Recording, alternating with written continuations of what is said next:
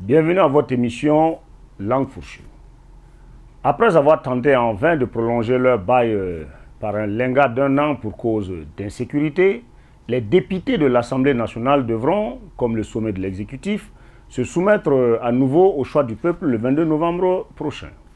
Les présélections et sélections dans les différents états-majors des partis politiques sont presque bouclées et on découvre que ce ne sont pas forcément les loups qui mangent les agneaux. Des partis d'opposition à la majorité pestilentielle, que de surprises. De gros bonnets attendus aux législatives ont été passés au tamis. La base en a-t-elle marre de ses représentants en haut lieu? La question reste posée. Si seulement c'était le choix de la base. Au regard du positionnement de certaines autorités dans leurs régions et provinces, on peut comprendre qu'un certain travail de sape interne a été mené. C'est là où la politique prend tout son sens. On rigole ensemble tous les jours, on arbore les meilleurs sourires devant les gratte-papiers pour faire croire à la masse que tout se passe pour le mieux dans le meilleur des moutalangues possibles, mais en coulisses, les épées sont bien aiguisées et prêtes à l'emploi.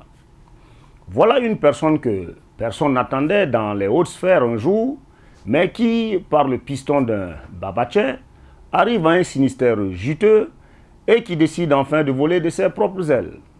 N'est-ce pas là toute la reconnaissance de nos politiques?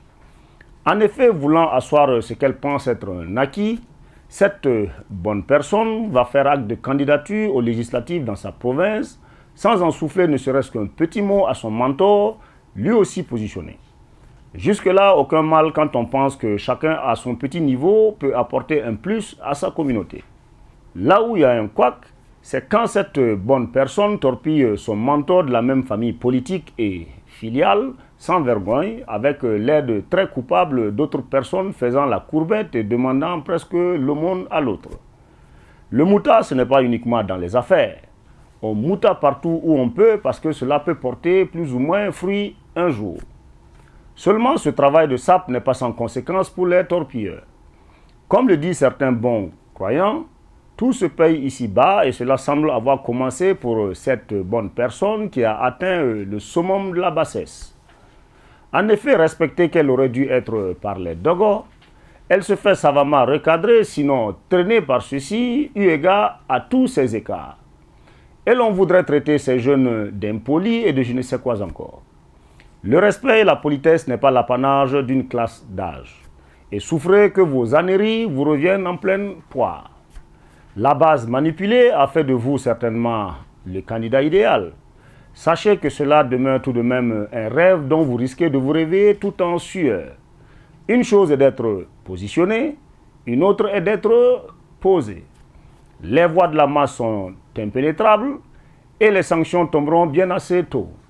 Le 22 novembre n'est pas bien loin et, comme je le sais pour ma part, mon poste de PDM, président, député, maire du Moutalan, est déjà assuré. Et je vous l'aurais dit tout net, si au soir du 22 novembre je ne suis pas PDM, c'est que ma base m'aura rendu ce que je lui ai donné. Bon vent, bonne chance de là-haut. Nous continuerons de vous suivre d'en bas tant que vous aurez quelques grains de riz thaïlandais à nous distiller et du bon dolo à distribuer.